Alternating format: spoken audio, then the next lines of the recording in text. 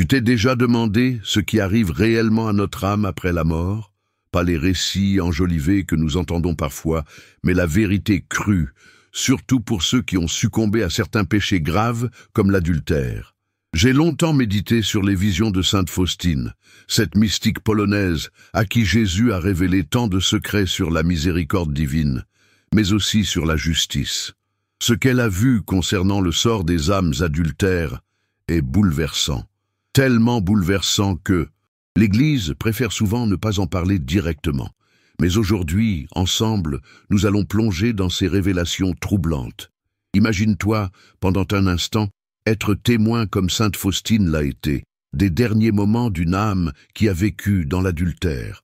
Le corps s'affaiblit, la respiration devient laborieuse, et soudain, cette âme se retrouve face à la vérité éternelle, sans possibilité de se cacher derrière des excuses ou des justifications.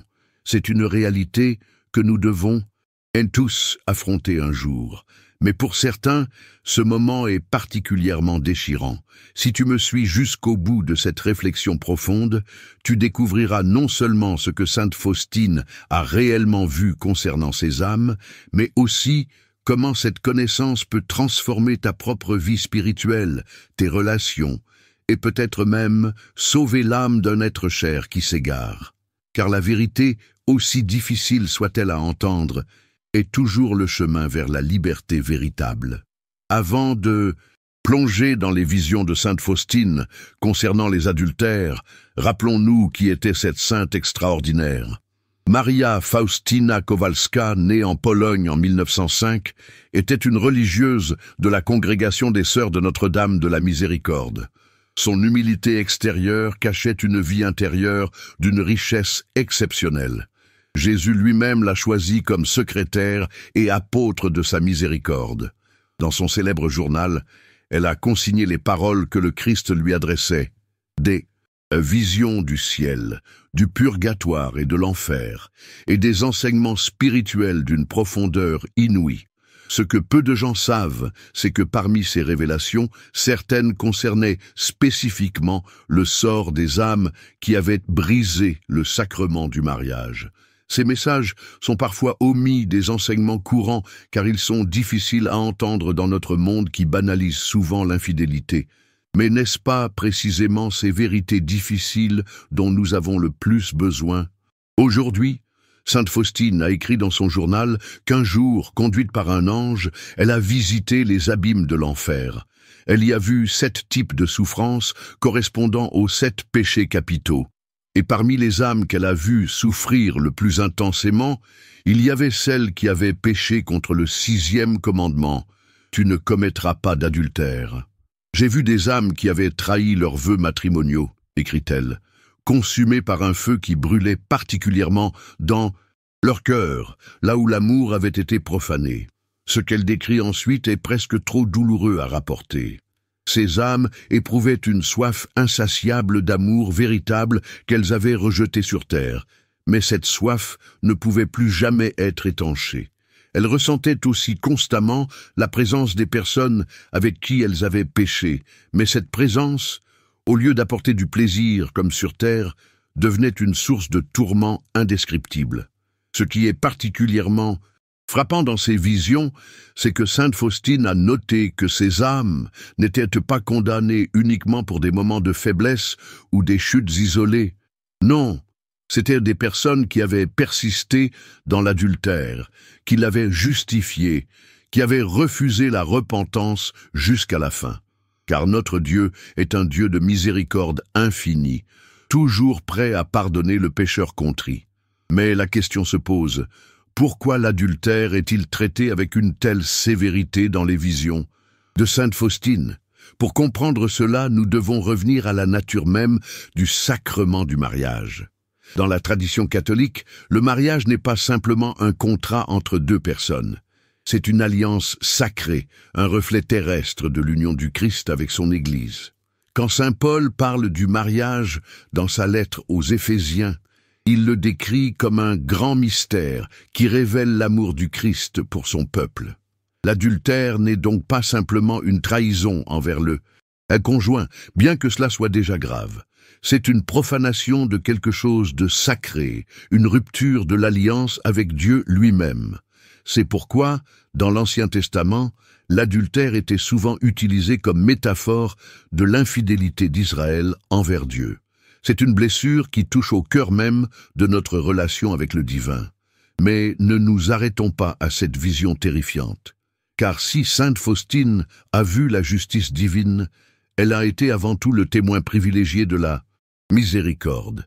Et cette miséricorde s'étend même aux pécheurs les plus endurcis jusqu'au dernier souffle de leur vie terrestre.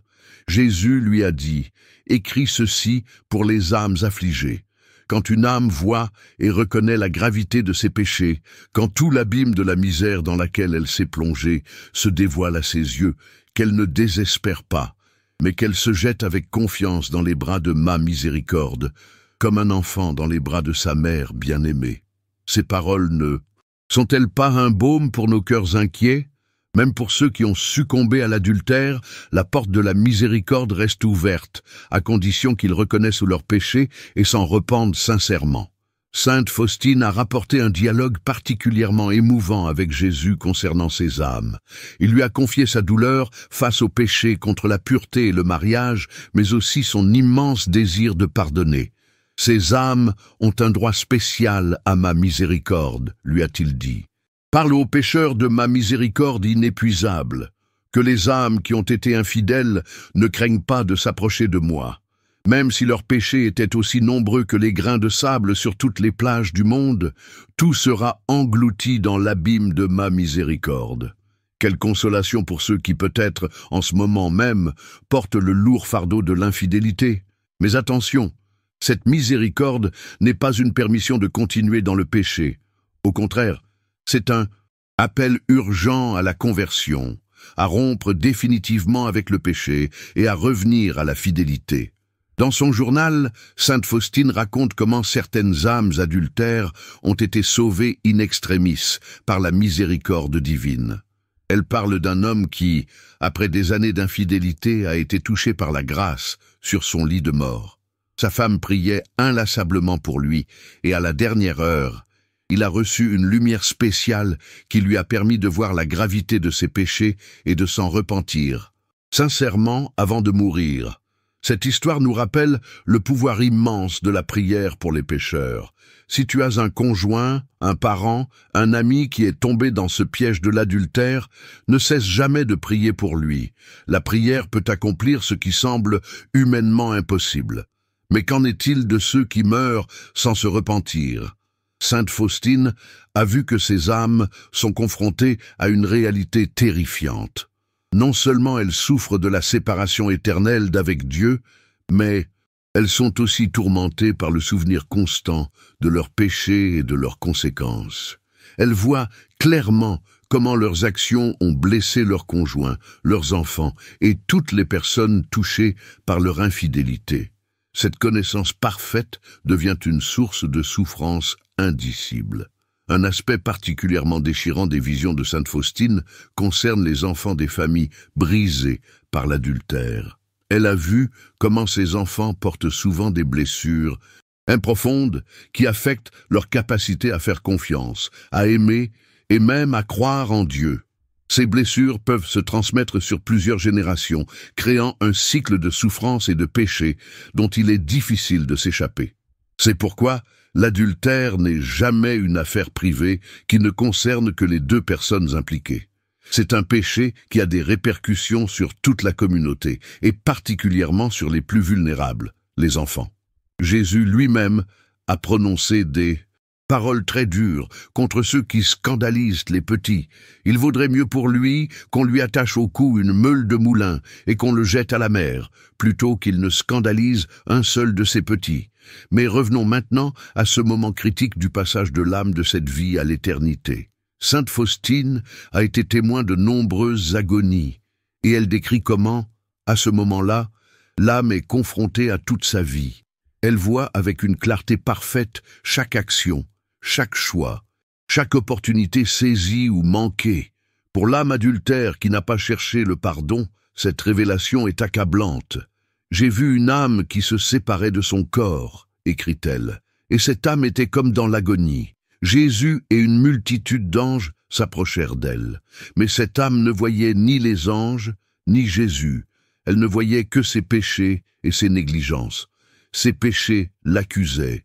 Je compris alors que ce n'est pas Dieu qui condamne l'âme à l'enfer, mais c'est l'âme elle-même, qui choisit librement l'enfer par son refus obstiné de la miséricorde divine. Cette dernière phrase est cruciale pour comprendre la justice divine. Dieu ne jette personne en enfer par vengeance ou par colère. C'est l'âme elle-même qui, par ses choix répétés de rejeter l'amour et la vérité, se rend incapable de supporter la présence de Dieu. L'enfer est en ce sens le dernier respect que Dieu accorde à notre liberté. Pour l'âme adultère qui a persisté dans son péché jusqu'à la fin, ce moment de vérité est particulièrement douloureux car elle voit non seulement le mal qu'elle a fait, mais aussi tout le bien qu'elle aurait pu accomplir si elle était restée fidèle. Elle voit la beauté du plan divin pour le mariage qu'elle a rejeté, et cette vision devient une partie de son tourment éternel. Pourtant, même à ce dernier moment, la miséricorde divine reste active. Sainte Faustine a vu comment Jésus offre des grâces spéciales à l'âme mourante, des opportunités ultimes de repentance. Elle décrit comment certaines âmes, qui avaient vécu loin de Dieu toute leur vie, ont été sauvées par une seule prière sincère à l'heure de la mort. Entre le calice et les lèvres, il y a encore place pour la miséricorde de Dieu, lui a dit Jésus. C'est pourquoi il est si important de prier pour les mourants, surtout pour ceux qui ont vécu dans le péché. Une seule prière fervente peut parfois faire la différence entre le salut et la damnation éternelle d'une âme. Mais que se passe-t-il pour les âmes adultères qui se repentent avant la mort, mais qui n'ont pas pleinement expié leurs péchés? Sainte Faustine a également eu des visions du purgatoire, où ces âmes sont purifiées avant d'entrer dans la gloire du ciel. Elle décrit le purgatoire pour ces âmes comme un lieu où elles expérimentent intensément la soif de Dieu qu'elles ont négligée sur terre. Elles souffrent aussi en voyant clairement toutes les conséquences de leurs péchés, les cœurs brisés, les vies bouleversées, la confiance trahie. Mais cette souffrance, contrairement à celle de l'enfer, est temporaire et purificatrice. Ces âmes sont soutenues par la certitude qu'un jour, elles verront Dieu face à face. Un aspect particulièrement touchant des visions de Sainte Faustine concerne la communion des saints. Elle a vu comment les prières des vivants peuvent grandement soulager et même abréger les souffrances des âmes du purgatoire. Chaque messe offerte, chaque chapelet récité, chaque acte de charité accompli pour ces âmes leur apporte un immense soulagement. Si tu as un proche qui est mort après s'être repenti d'un adultère, ne cesse jamais de prier pour lui. Tes prières sont comme une rosée rafraîchissante qui tombe sur les flammes purificatrices où cette âme se trouve peut-être. Mais revenons maintenant à nous, qui sommes encore dans le temps de la miséricorde. Que pouvons-nous apprendre de ces révélations de Sainte Faustine sur les âmes adultères après la mort? Premièrement, elle nous rappelle la gravité du péché d'adultère. Dans un monde qui tend à banaliser l'infidélité, à la présenter comme un simple écart ou une aventure, les visions de Sainte Faustine nous ramènent à la vérité. L'adultère est une profonde blessure infligée à l'alliance sacrée du mariage, et ses conséquences s'étendent bien au-delà de cette vie terrestre. Deuxièmement, elle nous rappelle l'immensité de la miséricorde divine. Même pour ce péché grave, la porte du pardon reste ouverte jusqu'au dernier souffle. Jésus a dit à Sainte Faustine, « Dis aux âmes de ne pas mettre d'obstacle à ma miséricorde, qui désire tant agir en elles. Ma miséricorde œuvre dans tous les cœurs qui lui ouvrent leurs portes. Le pécheur comme le juste ont besoin de ma miséricorde. » Troisièmement, elle nous exhorte à la vigilance. Si nous sommes mariés, nous devons protéger jalousement la fidélité de notre alliance. Cela signifie éviter non seulement l'adultère physique, mais aussi tout ce qui pourrait y conduire.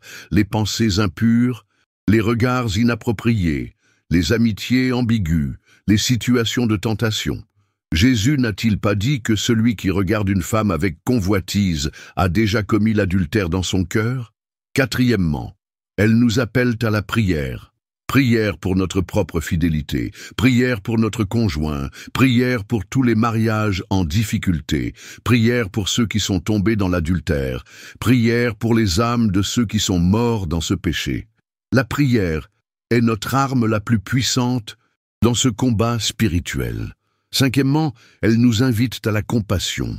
Si tu connais quelqu'un qui a succombé à l'adultère, ne le condamne pas, mais aide-le plutôt à trouver le chemin de la repentance et de la guérison. Rappelle-toi les paroles de Jésus à la femme adultère. « Je ne te condamne pas non plus, va et désormais ne pêche plus. » Sainte Faustine a également reçu des messages spécifiques pour ceux qui luttent contre les tentations charnelles, y compris celles de l'adultère. Jésus lui a révélé plusieurs moyens efficaces pour résister à ces tentations. La prière immédiate, dès que la tentation se présente, en invoquant particulièrement le nom de Jésus et celui de Marie. La fréquentation régulière des sacrements, surtout la confession et l'Eucharistie, qui fortifie l'âme contre le péché. La dévotion à la miséricorde divine, notamment en récitant le chapelet de la miséricorde divine à 3 heures de l'après-midi, l'heure de la grande miséricorde. La mortification des sens, qui renforce la volonté et diminue l'attrait des plaisirs défendus. La fuite des occasions de péché, en évitant les personnes, les lieux et les situations qui pourraient se conduire à la tentation. Dis aux âmes, lui a confié Jésus, que c'est dans le sacrement de la pénitence que je les attends, avec le plus grand désir de répandre sur elles les trésors de ma miséricorde. Quand une âme s'approche du confessionnal avec un cœur contrit, ma joie est immense. Je ne regarde pas combien l'âme est misérable, mais combien elle désire être sainte. Quelle consolation pour nous tous pécheurs. Notre misère, même dans le cas grave de l'adultère, n'est jamais plus grande que la miséricorde divine. Mais cette miséricorde exige notre coopération, notre repentance sincère et notre ferme résolution de changer de vie. Sainte Faustine a également vu comment certaines âmes adultères, après s'être sincèrement repenties et avoir reçu le pardon, sont devenues des apôtres zélés de la pureté et de la fidélité conjugale. Leur expérience du péché et de la miséricorde les a rendues particulièrement efficaces pour aider d'autres personnes confrontées aux mêmes tentations. C'est un message d'espoir pour ceux qui sont tombés. Non seulement le pardon est possible, mais Dieu peut transformer votre chute en un témoignage puissant de sa grâce.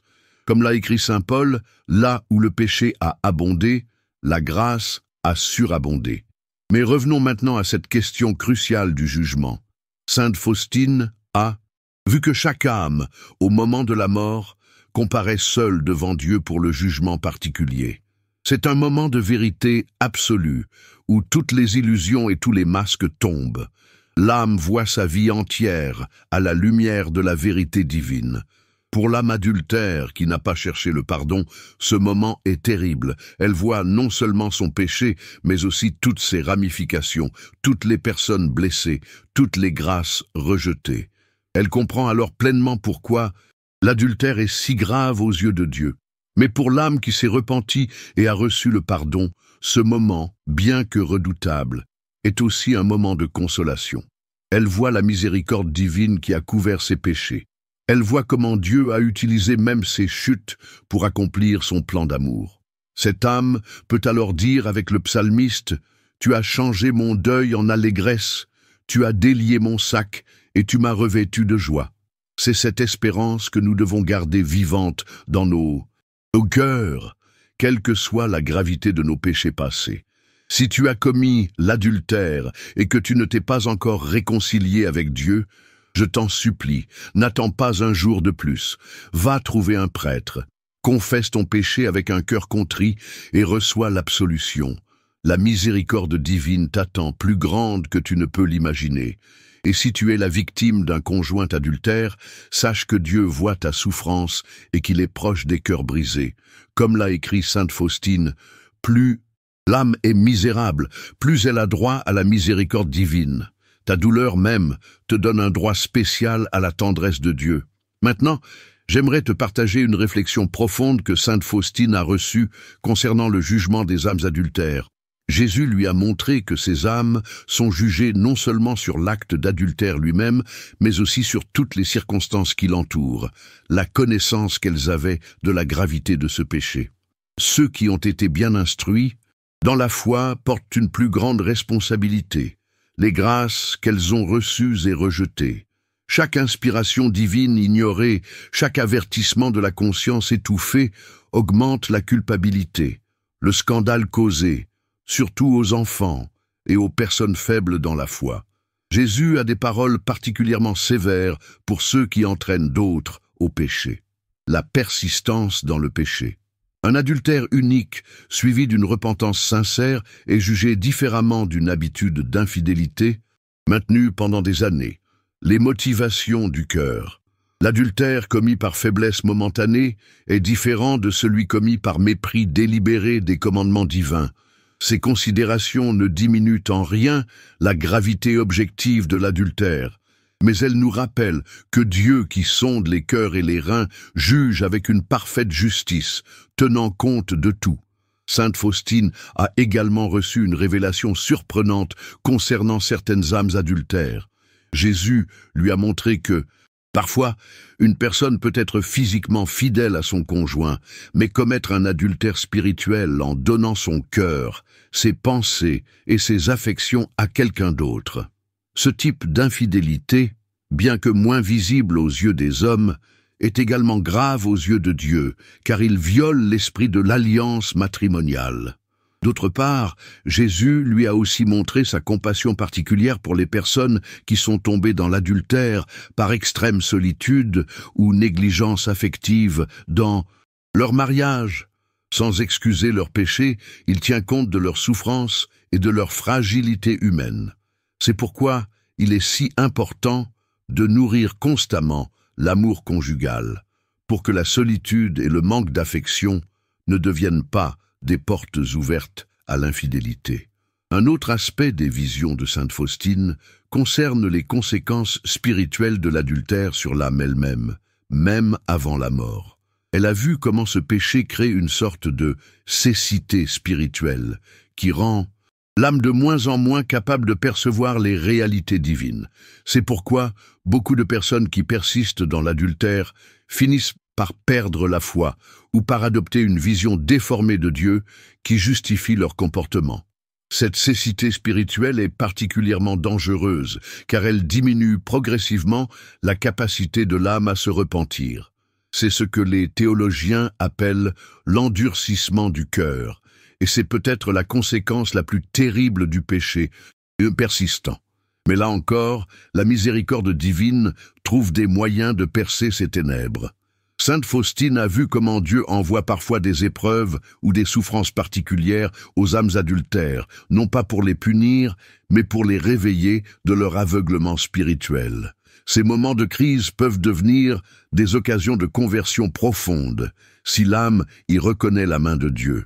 Elle a aussi vu le pouvoir extraordinaire de la prière des innocents, surtout des enfants et des personnes consacrées, pour obtenir la conversion des pécheurs.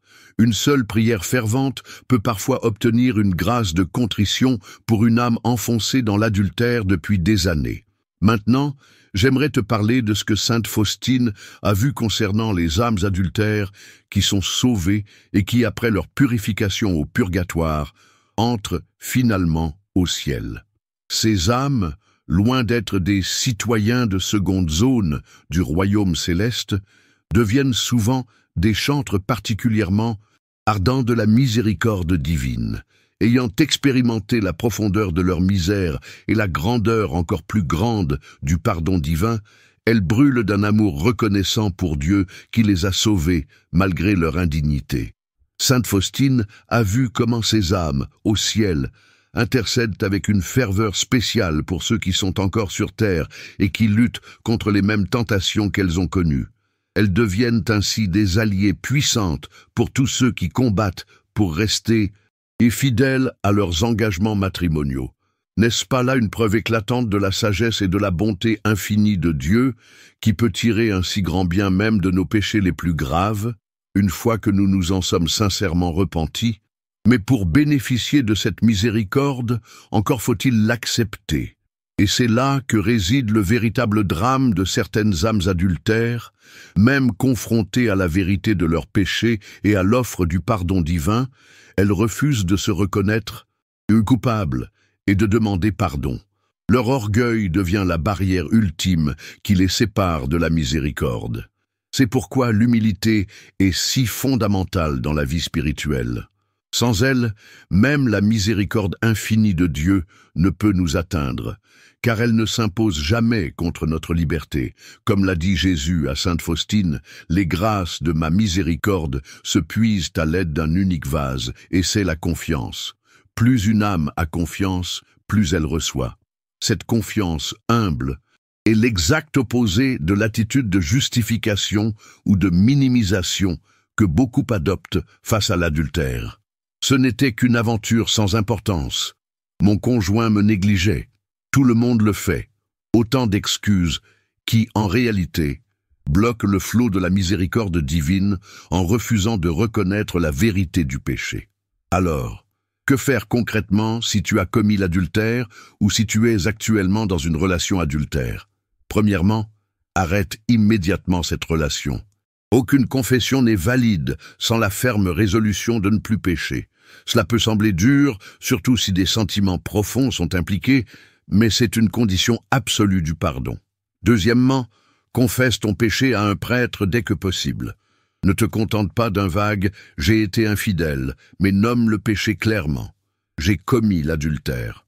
Cette honnêteté est déjà un acte d'humilité qui ouvre la porte à la grâce.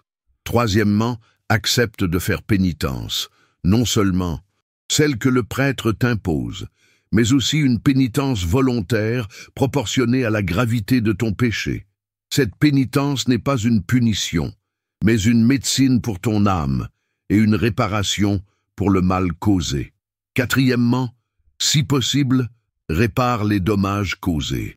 Cela peut prendre différentes formes selon les situations, mais implique souvent de demander pardon à ton conjoint et de t'engager à reconstruire la confiance brisée, ce qui peut prendre des années. Cinquièmement, transforme ton expérience du péché et du pardon en un témoignage de la miséricorde divine, non pas en étalant les détails de ta chute, mais en devenant un ardent défenseur de la fidélité conjugale et un intercesseur pour ceux qui sont tentés comme tu l'as été. Et maintenant, pour conclure cette méditation profonde sur le sort des âmes adultères après la mort, j'aimerais te laisser avec cette prière que sainte Faustine elle-même récitait pour les âmes en danger de damnation éternelle. Ô sang et eau qui avaient jailli du cœur de Jésus comme source de miséricorde pour nous, j'ai confiance en vous. Jésus, amour éternel, je t'offre ces âmes qui ont brisé leurs vœux sacrés de mariage. Regarde-les non pas dans leurs péchés, mais à travers les blessures de ton cœur miséricordieux. Attire-les à toi avant qu'il ne soit trop tard, toi qui es la source de toute miséricorde. Souviens-toi de ton agonie amère et ne permets pas que ces âmes pour lesquelles tu as versé ton sang précieux se perdent éternellement. Amen. Récite cette prière chaque jour, surtout à 3 heures de l'après-midi, l'heure de la grande miséricorde, pour les personnes que tu connais, qui vivent dans l'adultère. Cette prière, unie à la passion du Christ, a un pouvoir extraordinaire pour toucher les cœurs les plus endurcis. Mais ne nous arrêtons pas à la prière seule. L'enseignement de sainte Faustine sur le sort des âmes adultères après la mort nous invite à une action concrète dans notre propre vie. Examinons maintenant les implications pratique de ces révélations pour nous aujourd'hui. Si tu es marié, renouvelle aujourd'hui même ton engagement de fidélité envers ton conjoint. Pas seulement une fidélité physique, mais aussi une fidélité du cœur, des pensées, des paroles. Faisant un acte conscient et délibéré, peut-être en renouvelant vos vœux de mariage lors d'une messe spéciale, ou simplement dans l'intimité de votre foyer, devant un crucifix. Si tu n'es pas marié, engage-toi à respecter profondément l'alliance matrimoniale des autres.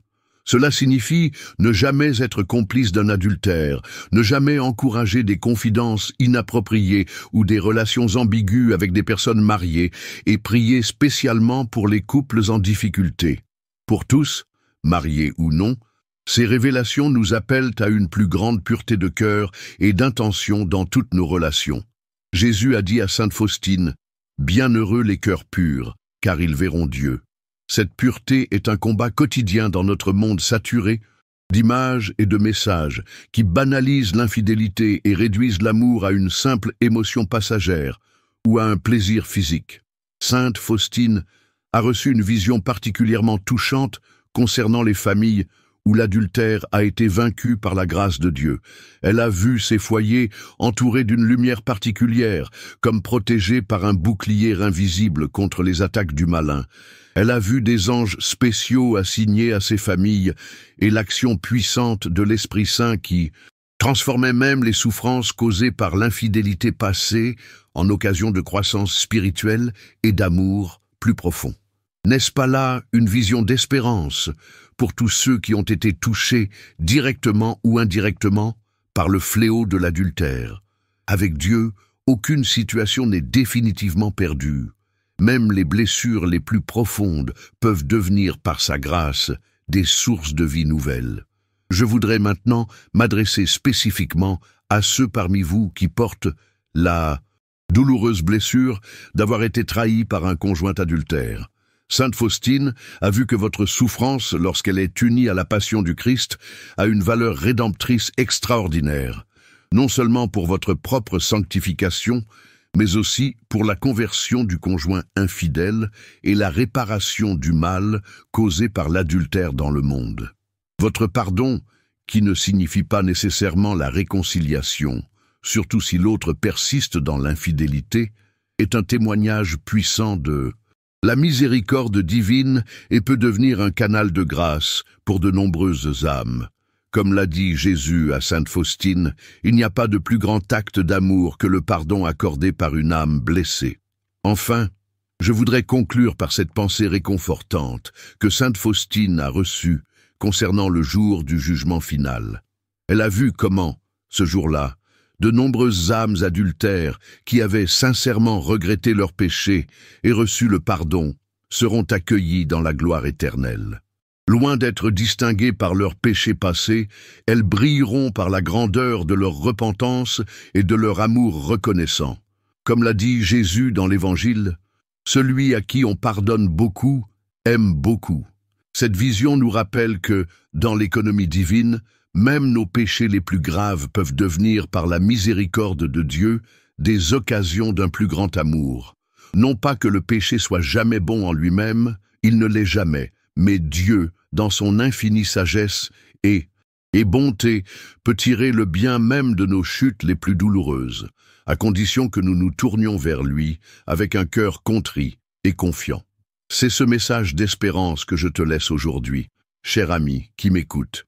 Quelle que soit ta situation, que tu luttes pour rester fidèle dans un mariage difficile, que tu portes la blessure d'avoir été trahi, que tu te relèves d'une chute dans l'adultère ou que tu sois actuellement enfermé dans ce péché, sache que la miséricorde divine est plus grande que n'importe quel péché, même l'adultère.